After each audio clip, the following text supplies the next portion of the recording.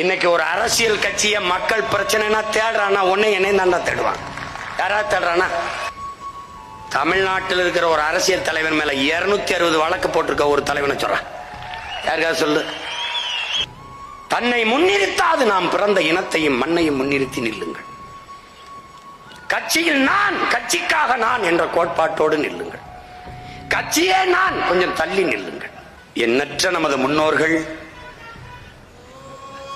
நம்முடைய வணக்கத்திற்குரிய இறைகள், நமது முன்னோர்கள், நமது மொழி செத்து விடக்கூடாது என்று செத்த பெருமக்கள், ஆன்றோர்கள், சான்றோர்கள், எண்ணற்ற நமது மாவீர தெய்வங்கள், இவர்கள் எல்லாம் அவருடைய கனவு நம்மளை வழிநடத்தி கொண்டிருக்கும் போது நாம் கலங்க தேவையில்லை. உயர்ந்த லட்சியத்தை கொண்டிருக்க நாம் உறுதியாக வெல்லுவோம். தலைவர் சொல்லுகிறார், வரலாறு நம்மை வழிகாட்டுகிறது, வரலாறு நமக்கு வழிகாட்டுகிறது, சத்தியம் நமக்கு சாட்சியாக இருக்கிறது. தொடர்ந்து தொடர்ந்து போராடி வெல்லுவோம் என்கிறார்.